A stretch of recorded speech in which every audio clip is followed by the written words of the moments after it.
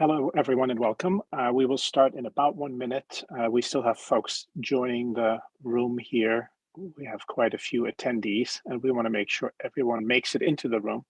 So give it about 1 minute, and then we will start. Thanks for joining us this afternoon.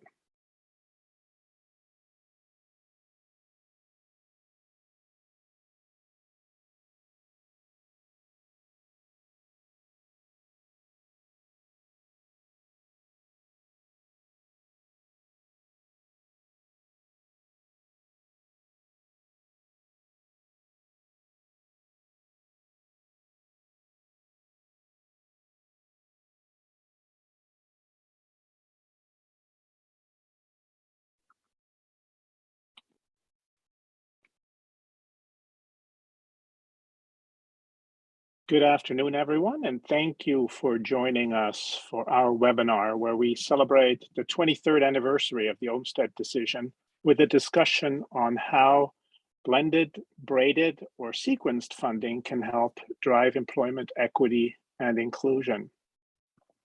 This is the second in a series of webinars on blending and braiding and sequencing. The first webinar in March of this year featured 2 states and 1 local area, and it's available in recorded form.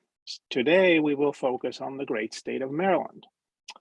My name is Vince Kohler, and it's my pleasure to welcome you all on behalf of the LEAD Center, the Center for Leadership for the Employment and Economic Advancement of People with Disabilities. We're a WIOA Policy Development Center for the Office of Disability Employment Policy. The LEAD Center is operated in collaboration between Social Policy Research Associates and the National Disability Institute. Together, we facilitate the adoption and integration of inclusive WIOA programs, policies, and practices through research, technical assistance, and demonstration projects.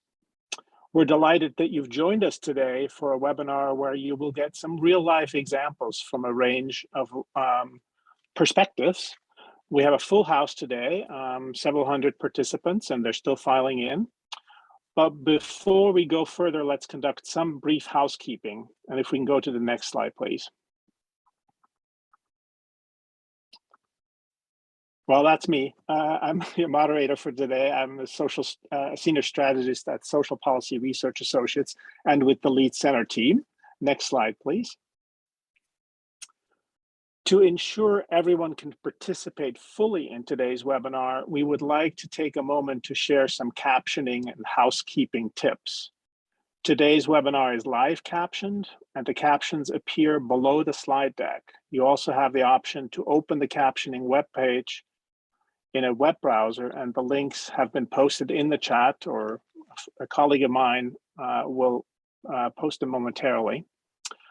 Once the captioning window opens on your own system, you can adjust the background color, the text color, the fonts using the drop-down menus at the top of the browser and so forth. We suggest you position the window to sit right on top of the embedded captioning to allow you to see the screen itself. Next slide, please. We really encourage you to ask any questions that you might have about the content we cover today as they occur to you. At any point, you can click the Q&A button that's located on the webinar's menu bar, and this will bring up a Q&A panel or a window into which you can type questions for our presenters, and we'll save some time at the end for questions and answers. If you're experiencing any technical issues or have questions for the technical support team, click the raise hand button that's on the menu bar and we'll respond to you directly. Next slide, please. Now, to kick things off for today, I'd like to say hello to Assistant Secretary of Labor for Disability Employment Policy at the U.S. Department of Labor, Ms. Taryn Mackenzie Williams. Ms. Williams advises the Secretary of Labor on how the department's policies and programs impact the employment of people with disabilities and leads the Office of Disability Employment Policy, also known as ODEP. Ms. Williams. Great, thank you for that introduction, and good afternoon, everyone. It's such a pleasure to welcome you to the second webinar on blending, braiding, and sequencing. And I want to thank everyone for being here today. As you heard, I'm Taryn Williams. I serve as the Assistant Secretary of Labor for Disability Employment Policy here at the U.S. Department of Labor, and also head up the Office of Disability Employment Policy, or ODEP for short. For those of you who don't know, ODEP is a sub-cabinet level agency within the Department of Labor. We were established by Congress 21 years ago to create a federal agency dedicated to working across policies, programs, and agencies to promote disability employment. And it is our mission to develop and influence policies and practices that increase both the number and quality of employment opportunities for people with disabilities. And that is a mission that I care about deeply, and I know all of you who are joining us today care about as well. Under this administration, one of ODEP's major priorities is to increase competitive integrated employment for individuals with disabilities, allowing them to participate fully in their communities. And today's webinar will help provide strategies to further that goal. I want to thank the Lead Center for their collaboration and all of our agency partners in the White House Work Group on blending, braiding, and sequencing for their help in putting this webinar together. It has been a truly collaborative team effort. Today, in addition to spreading the word about blending, braiding, and sequencing, we are also celebrating the recent anniversary of the Olmstead decision, which the United States Supreme Court handed down 23 years ago this month. This landmark case was brought by plaintiffs Lois Curtis and Elaine Wilson, individuals with significant disabilities who lived in an institution in Georgia. Mental health professionals determined Lois and Elaine could be released, but after several years, they remained in the institution involuntarily. They sued Tommy Olmstead, the then commissioner of the Georgia Department of Human Resources, because they wanted to choose how they spent their days. Financing of needed community services was a critical component to achieving their request and their goal. Elaine and Lois used federal law, the Americans with Disabilities Act, to win their release and to integrate into their communities. And today, 23 years after that Supreme Court Olmstead decision, we recognize that effectively leveraging funding and services across multiple state systems is essential for people with significant disabilities. The opportunity to fully participate in their communities comes when we have that type of leveraging of funding. And this can include leveraging and coordinating funding and services across systems such as Medicaid, vocational rehabilitation, mental health, education, and others through blending, braiding, and sequencing to help achieve competitive integrated employment. I so look forward to hearing about the work that Maryland is doing to expand access to critical services that support people with disabilities across their state by working across systems to expand access to CIE. And again, I thank you for joining us today. And with that, I'll hand it back over to the Lead Center, who will help us get started. Thanks so much. And thank you so much, Assistant Secretary Williams. So glad to have you here today. And that's Assistant Secretary Williams mentioned today, we'll share how governance and strategic thinking, vision and ambassadorship lead to collaboration between state and local boards and partners. So next slide, please. We will hear how state behavioral health and vocational rehabilitation agencies braid funds for supported employment and how multiple local programs partner and braid funds through integrated resource teams. We'll also hear how local VR and employment networks sequence resources and how strong partnerships can be sustained among multiple agencies at the state and at the local level. Next slide, please. As the webinar title suggests, we're covering 3 strategies of bringing multiple funding streams together to support individuals with disabilities as they pursue customized integrated employment. From left to right, we are going to hear examples of blended funding, where multiple funding streams combine dollars to create a single pot of dollars to purchase services for customers. In this approach, funding from each program loses its program-specific identity, and typically this requires explicit authorization by statute or regulation that allows the blending of funds. In the middle, colorfully represented by a braid, multiple funding streams separately and simultaneously purchase and provide services for customers. This requires interagency coordination and collaboration with the goal of delivering more comprehensive services for participants. In this case, the funds do not lose the identity of their original funding stream. And then on the right, with an image of the baton being passed in a relay race, is the sequenced approach, where services supported by different funding streams are arranged sequentially rather than simultaneously. Of course, this requires interagency coordination and collaboration, for example, to ensure that there are no unplanned gaps in necessary services and so that the proverbial baton never gets dropped. So much about the theory. Now, let's take a look about how this works in the real world.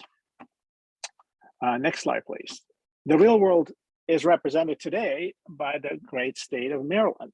We're focusing on Maryland for a reason. They have learned a thing or two over the years about blending and braiding. And when we heard about it, we thought you guys should know about this too. You'll hear about some of the strategic choices the state has made at the Workforce Board, at the Division of Rehabilitation Services, and you'll hear also how that's allowed program implementation to flourish at the local level. We're delighted to have with us today 4 leading policymakers and practitioners from Maryland. We'll hear from each in turn. Starting from left to right, we have with us today Mike DiGiacomo, the Executive Director of the Governor's Workforce Development Board, the chief policymaking body for workforce development in Maryland. The board serves as ambassadors for Maryland's business community and further advises Governor Hogan and the workforce system on the workforce development and training needs of Maryland's businesses.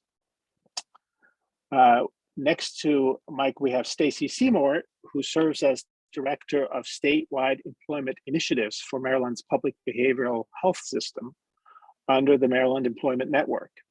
In her current role, she provides statewide leadership, strategic direction, technical assistance, and oversight of supported employment services, along with other benefits and employment initiatives.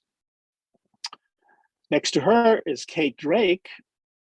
She is Community Rehabilitation Program Staff Specialist at the Maryland Division of Rehabilitation Services, where she is responsible for the development and implementation of continuing program for the establishment, improvement, and use of community rehabilitation programs. And finally, last but not least, we have Lisa Dunaway, the Manager for Youth and Young Adult Services and the Ticket to Work Coordinator at Anne Arundel Workforce Development Corporation. From her, we will hear how the Workforce Development Corporation braids and blends resources to better assist the individuals enrolled in their workforce employment network. So next slide, please. We're going to go to Mike first. And Mike, why don't you tell us about how the State Workforce Development Board is using the Benchmark of Success framework to guide the partnership? Well, thank you very much and good afternoon. My name is Mike DiGiacomo, Executive Director for the Governor's Workforce Development Board in Maryland. The board is the strategic arm of workforce development for the state and consists of 58 members, including the Secretary for the Maryland Department of Disabilities and the Assistant Superintendent for the Maryland Department of Rehabilitation Services, also known as DOORS. The board has oversight for 13 local workforce boards and American Job Centers. The board and partners serve as ambassadors and connectors for the workforce system, sharing information with their local area or industry groups. And the mission of the board is to guide a nationally recognized workforce development system that aligns with economic and educational goals for the state of Maryland. Next slide, please. Under Governor Hogan's leadership, Maryland's workforce system launched the Benchmarks of Success as a framework for guiding partners in working towards the shared goals and activities of the Workforce Innovation and Opportunity System, also known as WIOA. The Benchmarks of Success allows partners to think systematically about how workforce services are delivered, whether services are reaching priority populations, where to eliminate gaps to create a more efficient, effective system, and how to build a more prepared, responsive workforce for Maryland's businesses. The 5 benchmarked goals are to increase the earning capability of Maryland workforce system customers by maximizing their access to employment, skills and credentialing, life management skills, eliminating barriers to employment to strengthen and enhance the effectiveness and efficiency of Maryland's workforce system. Next slide, please. To accomplish these lofty goals, an executive committee was established to provide oversight. The committee consisted of secretary-level participation from the Maryland Department of Labor, the Governor's Workforce Development Board, the Maryland Department of Commerce, the Maryland State Department of Education, Division of Rehabilitation Services, the Maryland Department of Human Services, and other local community workforce development partners. One of the key provisions of WIOA is the formulation of a memorandum of understanding and resource sharing agreement. These documents serve as the roadmap for a local area regarding how it will deliver services, refer customers, and share common operating and infrastructure costs. The committee and the Governor's Workforce Development Board approved a policy that the MOU and RSA for the local area would be an umbrella agreement that promotes transparency and collaboration between the partners who make up a local workforce system, and requiring all partners in a local area to contribute to the infrastructure costs of the American Job Centers. In the event negotiations broke down at the local level, information was gathered and brought before the committee to provide recommended solutions. Next slide, please. In 2017, the Maryland Department of Labor established a Benchmarks WIOA Alignment Group that meets monthly and includes representatives from each of the various agencies, partners, and local workforce boards to help develop policy, facilitate communication, collaboration, and coordination with each of their staff. This group makes policy and provides the vision necessary to make sure the Maryland workforce system is working efficiently and effectively between partners. When a partner raises a question of how to deliver services at the local area, the issue is elevated to the alignment group for resolution. Additionally, the benchmarks also established several subcommittees to make recommendations to the WIOA alignment group on specific areas. The subcommittee focuses on the areas of data, policy, professional development, technical assistance, and communication to share relevant information and news with all partner agency staff. The benchmarks provide a clear vision for Maryland's workforce system to meet its commitment to serve its businesses and job seekers alike. Thank you very much for your time. Thank you very much, Mike, for this introduction. If you have questions for Mike specifically, or any of the speakers, don't hesitate post them in the Q&A. I also wanted to mention that the memorandum of understanding that Mike mentioned is in our resources. So toward the end, you'll see a link to it so that you could pull it up and see how that might be useful if your state is considering such a thing. So thanks again. Now, if we could go to the next slide, we'll hear about how braiding through the Maryland Employment Network is working and what has been done there with our guides, Stacy Seymour and Kate Drake. So take it away, Stacy. Thanks, Vince. Okay. For the next few minutes, Stacy and I are going to talk to you about the Maryland braided funding for behavioral health supported employment. Next slide. So in Maryland, we have 4 partners, the Behavioral Health Administration, the Division of Rehabilitation Services, the local Behavioral Health Authority, our core service agency, and they're responsible for approving the authorizations for services on the BHA side, and then the Administrative Services Organization. Next slide. So implementation, DOORS and Maryland Division of Rehabilitation Services and the Behavioral Health Administration have a long-standing history of a shared vision and value for employment for individuals with serious mental illness. To establish our partnership, we have a memorandum of understanding. This memorandum's been in place for over 20 years. And within the memorandum, it outlines the funding and affirms the funding, our braided mechanism for supported employment. Next slide, please. So there are a few things that were sort of kept in mind. These are some key policy decisions that were involved in kind of the setup and ongoing collaboration. So the Division of Rehabilitation Services decided to grant deemed status approval for supported employment programs that were licensed by Maryland Department of Health, Behavioral Health Administration. That was a big step in the right direction. So the Behavioral Health Administration also required referral to DOORS for supported employment in order to leverage funding from both entities for individuals that are receiving services in the public behavioral health system. So while the vocational rehabilitation services aren't mandatory, in order to receive supported employment through the public behavioral health system, it comes more of as a package deal than an opt-out situation in exceptional circumstances. So also the Behavioral Health Administration decided to direct supported employment funding exclusively to competitive integrated employment, not agency sponsored employment. And DOORS and the Behavioral Health Administration have worked very hard over the years to align those requirements for competitive integrated employment, so that if it's considered competitive integrated employment by one agency, it also counts for the other. Next slide, please.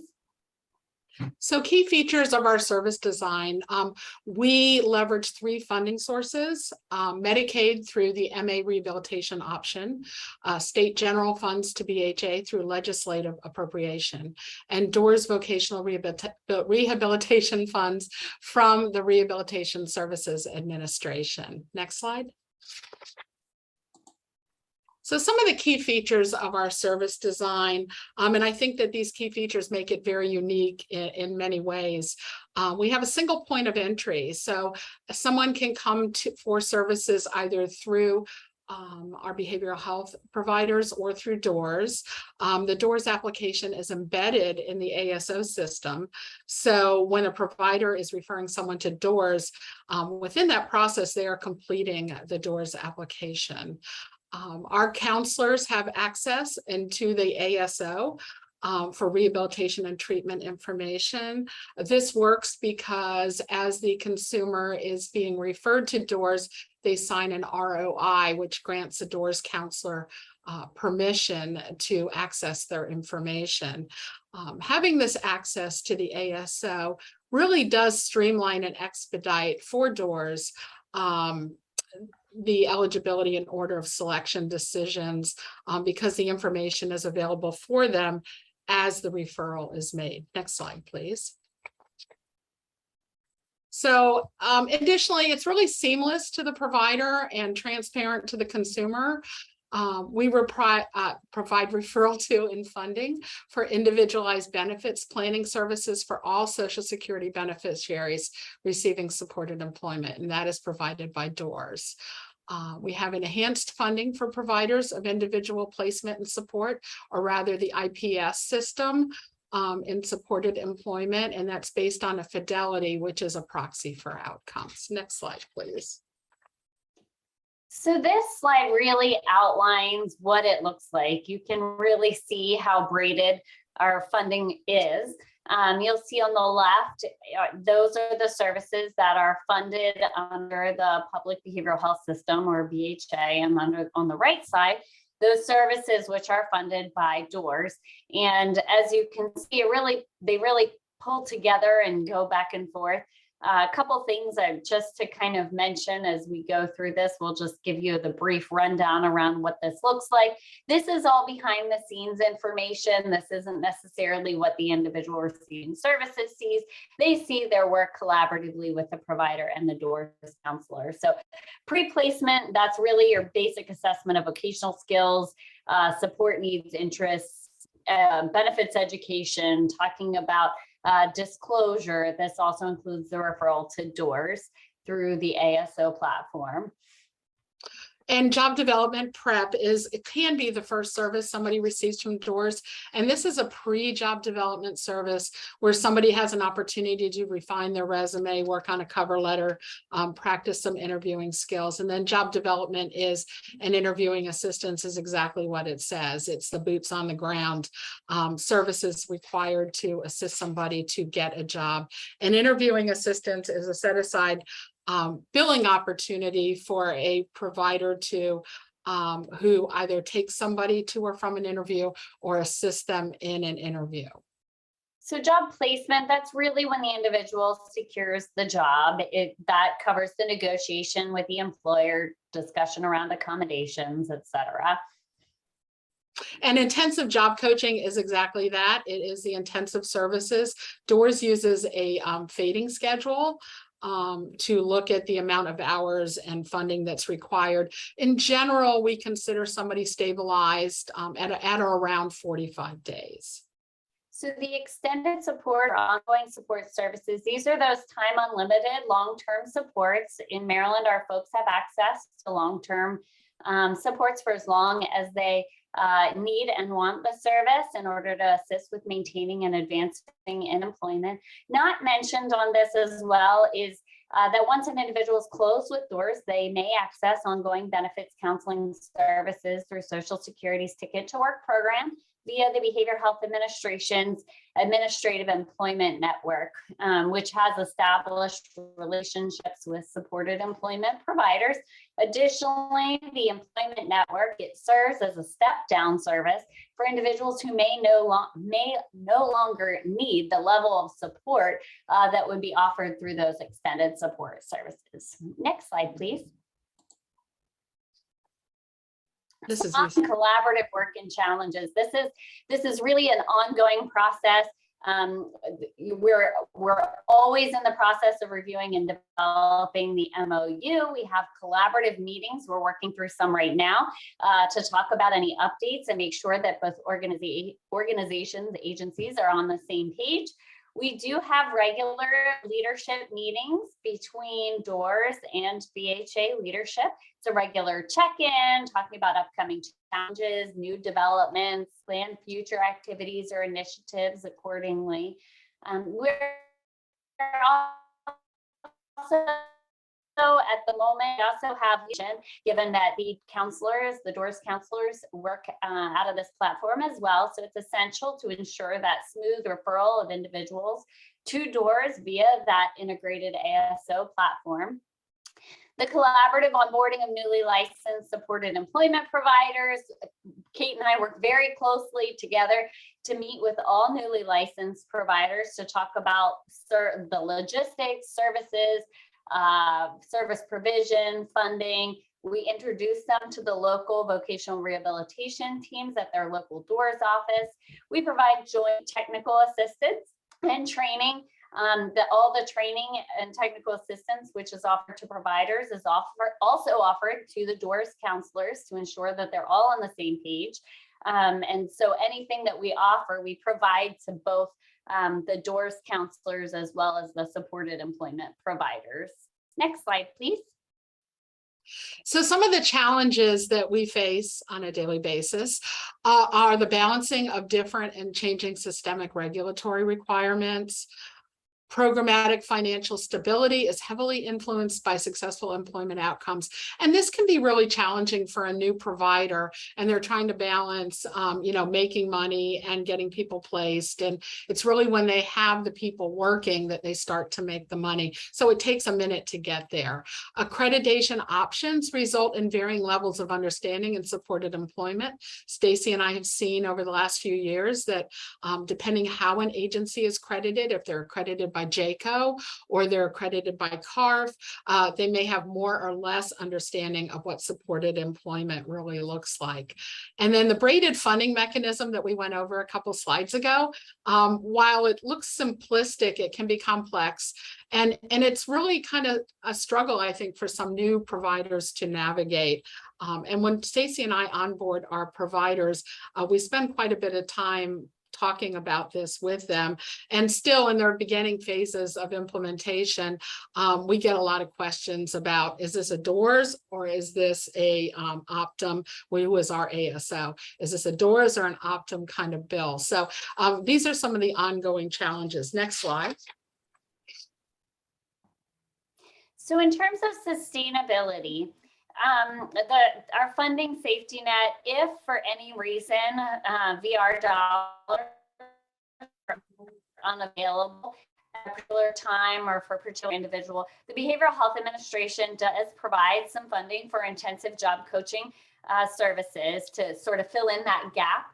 I mentioned already a little bit about the Ticket to Work program, and the Behavioral Health Administration's Employment Network, which is the Maryland Employment Network, engages a Partnership Plus agreement with the Division of Rehabilitation Services, providing employment and benefit support beyond what's available through DOORS and the Public Behavioral Health Administration. In that ongoing communication between DOORS and BHA, as new developments arise and change the landscape, there's ongoing communication and collaboration as policies change and processes change in order to make sure that we're effectively delivering that to the providers. Next slide, please. So a couple of the major lessons we've learned. Relationships are key. Implementing a process like this or a funding framework is really requires buy-in from the top down. And for the Maryland Division of Rehabilitation Services and the Behavioral Health Administration, we have been able to really maintain that relationship for, like we said before, about 20 years. So the value has to be at the top. And then we have roles dedicated across agencies to support employment, for supported employment collaboration. And these roles are like Stacy and myself. We meet often and we engage in a lot of activities that, bolster the supported employment collaboration. We also, have other people that work behind the scenes as well. And these meetings that we hold with our leadership teams are vital in making sure the roles maintain dedication to the collaboration and making sure that as people go and people come, we have people in places that can bring those people up to speed and keep the relationship fresh. Next slide. All right, thank you, Kate and Stacy, for this rapid tour through your world. Much appreciated. We had a little bit of audio clipping, so I hope you got most of the audience got the gist of what was said between what was in the slides. Just want to mention also, as you have questions, and we have had a very lively dialogue in the chat, please put them in the Q&A if it's a question to our presenters. If it's a technical question, by all means, put them in the chat. And I'm sure you've seen that come through. We'll probably do a little bit of ABCs at the end as well to decrypt all the acronyms that we may or may not know about. So, but again, thanks. We had a really good sense here of how you've arranged funding streams for the best of the participants. So now let's turn our attention to Lisa Dunaway, who's going to tell us about the experience on the ground at the local level in Anne Arundel, at the Anne Arundel Workforce Development Corporation. Lisa? Hi, thanks for including me in today's webinar. I'm looking forward to talking to you about what we do here in Anne Arundel County. I love to talk about it. So just kind of, we're going to go to the next slide. Oops, sorry. Just to kind of give you a little bit of background. Anne Arundel Workforce Development became a workforce employment network in 2013. Basically, when I say a workforce employment network, what that means is we're just like any other employment network, but we're tied directly with the workforce system. So we just are able to provide maybe a little bit more services, more resources than a normal employment network would be able to provide. And when I say the workforce system, I'm talking about what's created through our Workforce Innovation and Opportunities Act, which is an act of Congress that was designed to strengthen our public workforce system. This legislation especially targets all the individuals that have significant barriers to employment, individuals with disabilities being one of those populations. So WIOA is designed to provide access to employment, training, education, and other supports. And they're designed to be set so each participant is set up for success on their employment journey. The core partners that are mandated under the WIOA would be the Department of Labor, Maryland Department of Labor. They handle our Title, I can't think, 2, 3 services, I can't remember. And then of course, we handle our Title I.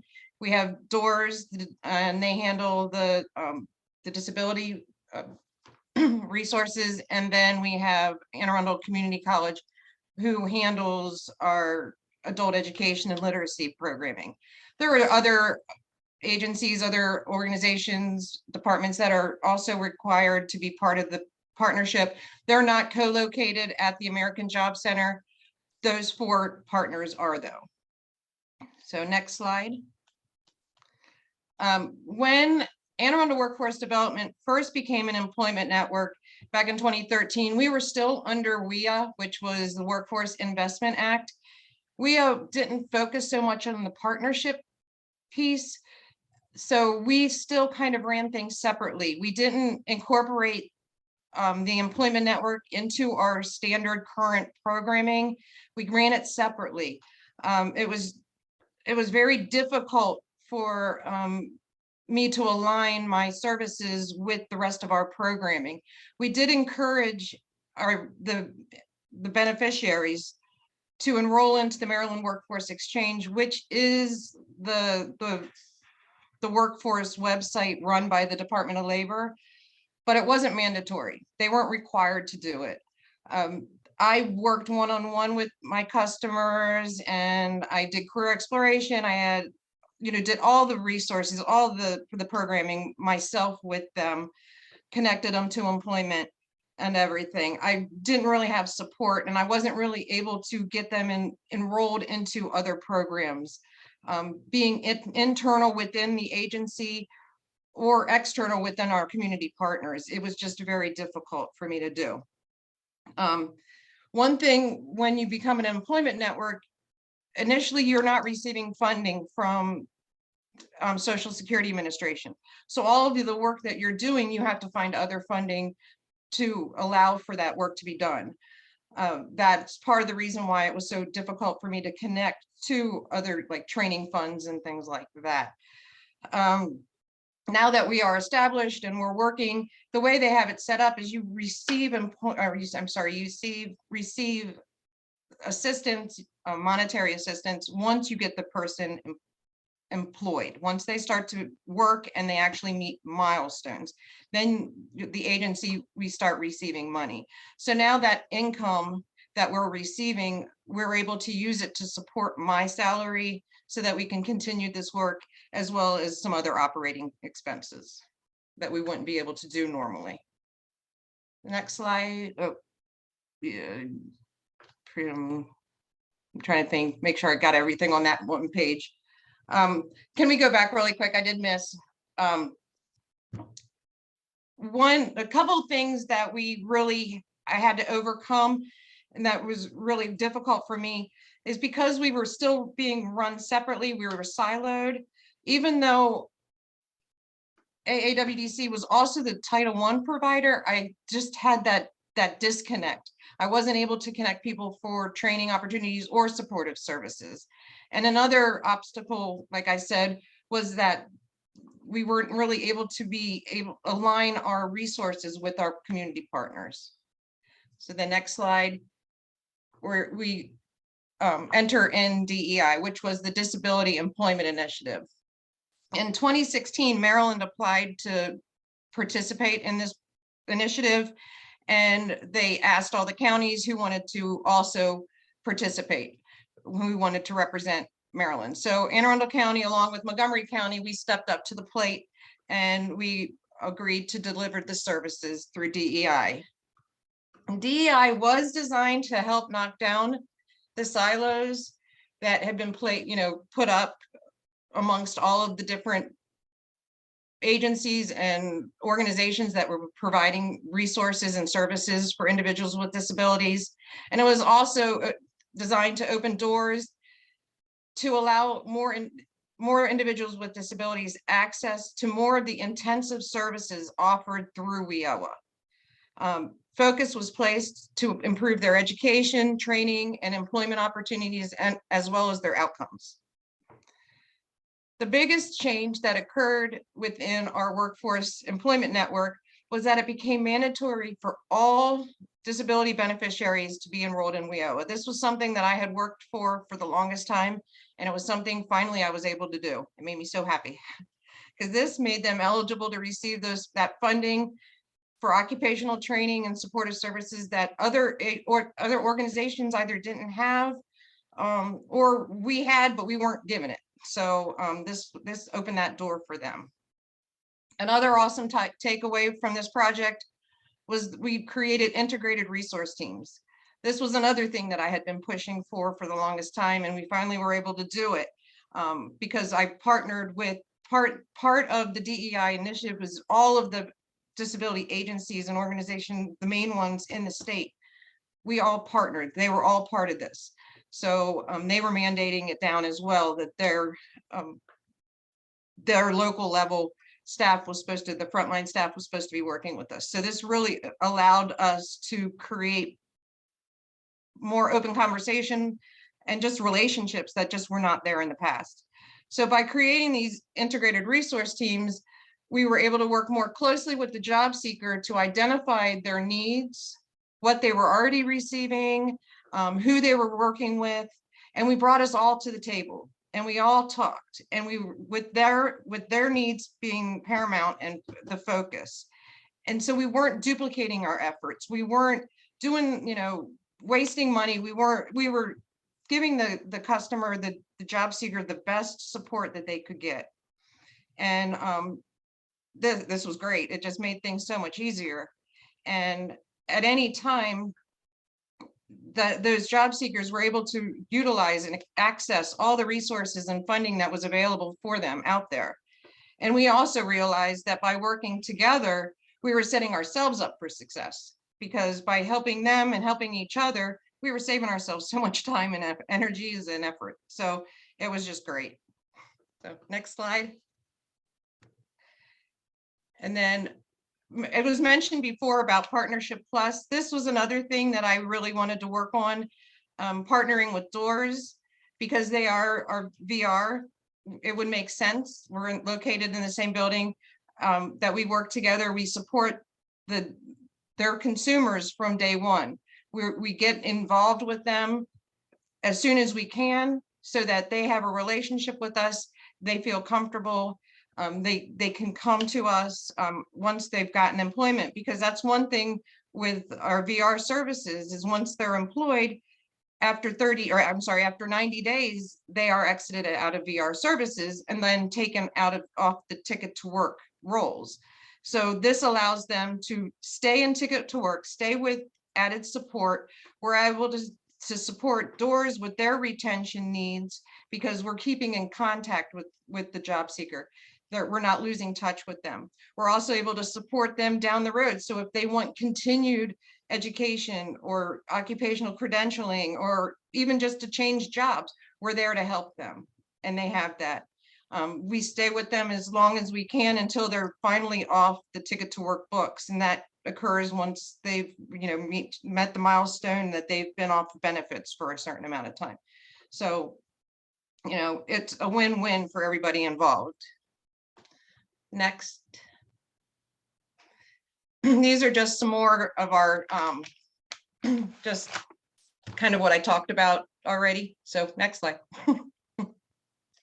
And finally, I wanted to include Mr. McGowan. We've had lots of success stories, so it was hard to pick, but actually not too hard because I've been working with him forever. And we're so proud of him, and he just graduated in May. So he started off with AAWDC back in 2016. He had attempted to go back to school a couple times. It just wasn't working out, but he knew he needed to change. He knew he wanted to, get off of benefits and all that good stuff. So somebody had told him about Ticket to Work, and he took a chance. So he came to us. Back then, I didn't have a lot to offer other than, my knowledge, my assistance. So I worked with him. We found ways to find him money so he could go to school. I helped him apply for financial aid. We're blessed with our community college will waive tuition for anybody who receives disability benefits. So he was just responsible for his books and his fees. So we were able to help him with that because I do have a little supportive service money back then. And I was just there for him and supported him through. We kept in touch with each other, and then he finally graduated from the community college, decided he might want to get his bachelor's degree. We talked about that. We worked on it, got him enrolled in a local college here, and he just graduated with his business administration degree, bachelor's degree. And he started working in February, which we helped him find that job as well. So he was just a win-win all the way around. And that's all. Thank you so much, Lisa. That was a great whirlwind tour. And before you go away, I'll have one question for you. We have so many questions, we won't have enough time, but since you're on stage, I want to ask you one that came up right as you were speaking. Why would an exit occur at 90 days when supported employment can be provided for up to 24 months? That was one of the last messages. Can you elaborate? Oh, you're on mute. No, still on mute. Sorry, you're still on mute. Let's make sure you get you unmuted. Seems to be very persistent in its muting. There, I think I got it. Oh, there Did you it go. work? Yeah. Okay. Okay, sorry. That is probably a Doors question, or better answered by Doors, but my assumption would be that usually with supported employment, those individuals need a little more intensive services, and the individuals that I'm talking about don't.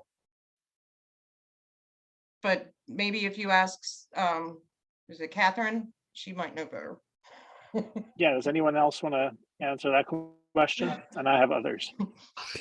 So not knowing the specifics of the case, I can tell you that Doors will usually work with somebody till they reach stabilization, and then 90 days past stabilization. So that's typically around 135 days. But in supported employment, the assumption is somebody would have long-term funding behind them.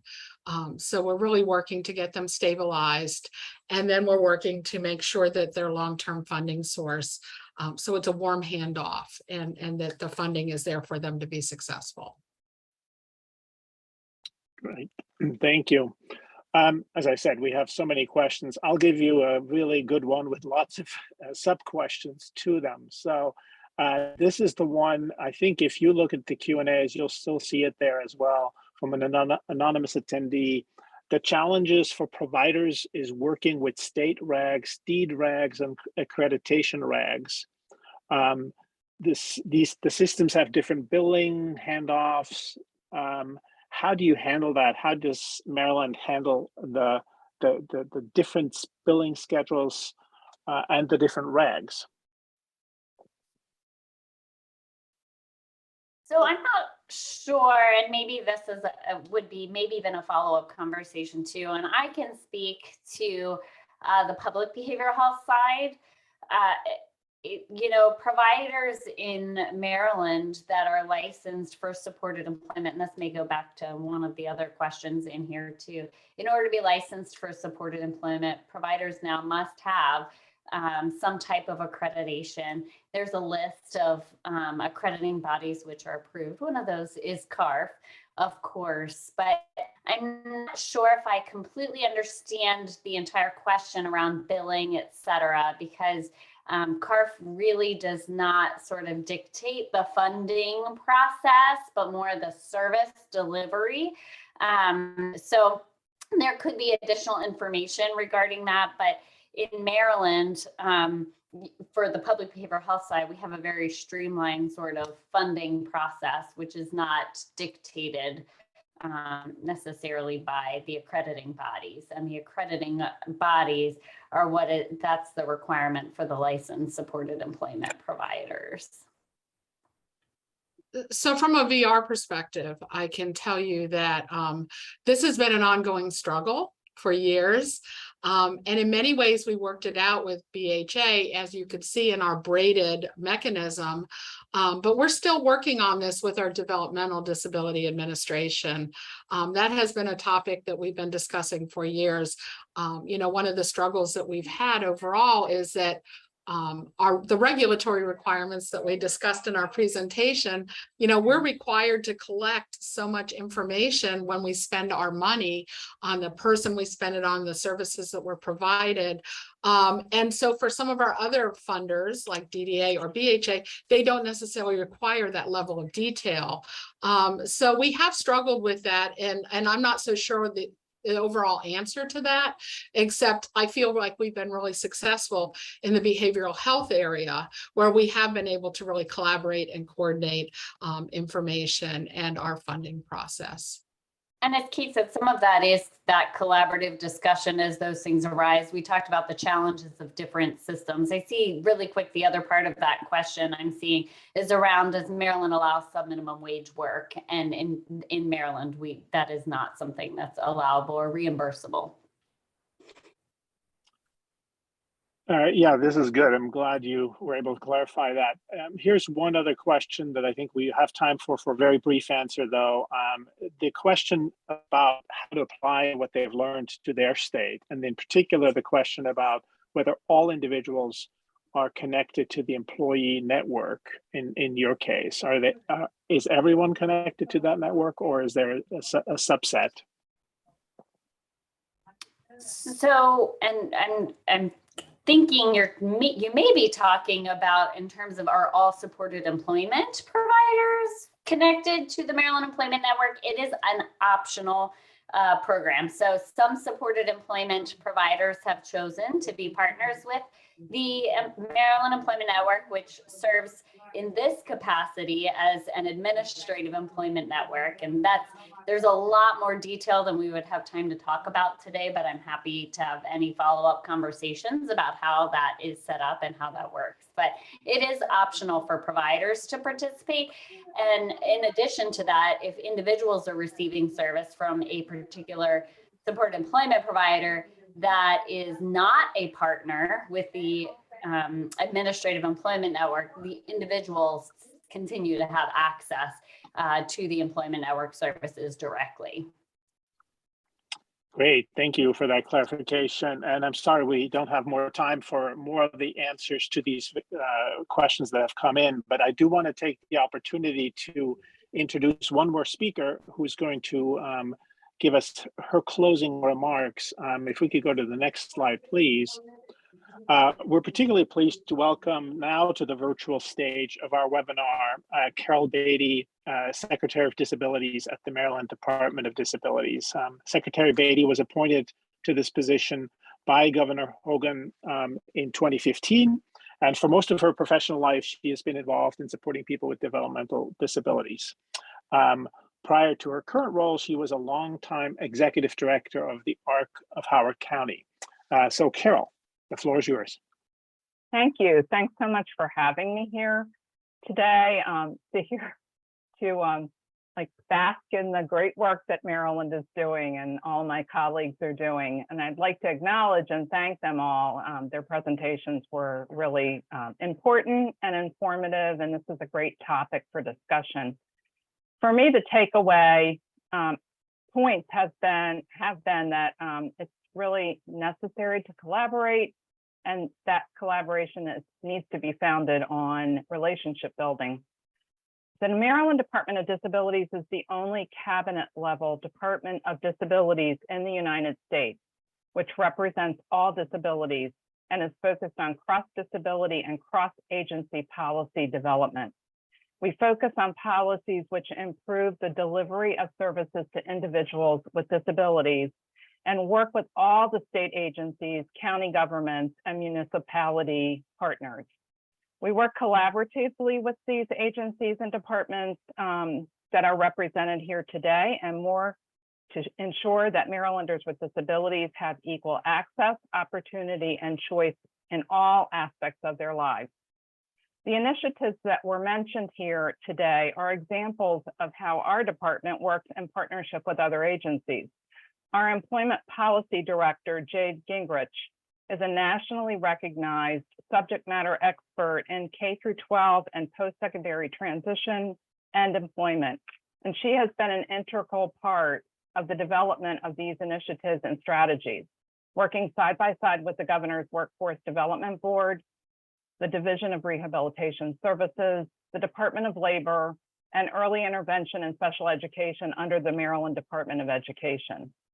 Our work is guided by the State Disability Plan, which is a 3-year plan which sets performance goals for all state agencies in Maryland that serve people with disabilities. Although our department is tasked with coordinating the creation of the plan and annually monitoring it, it is a state plan. It is our state plan. So the plan not only ensures compliance with state and federal laws and essentially functions as our Olmstead plan, but sets goals for the provision of state services in an accessible way that allows people with disabilities to have equal opportunity for choice and access. We've linked our latest plan on the next slide. So if you could move to the next slide, there you go. And thank you for allowing us to highlight the tremendous progress that comes from building relationships, breaking down silos, and working together in partnership.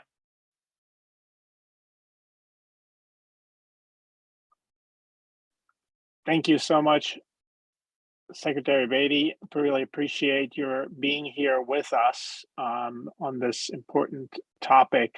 If we could, so note here the link to the MOU that was mentioned earlier, and if we can go to the next slide. Also, another resource that you can access is the webinar that we've mentioned earlier, the March webinar, which gives another couple of states examples. And on the next slide, I'll mention the next event that is coming up, which is essentially a follow-up to both of these webinars, a Q&A chat with the field.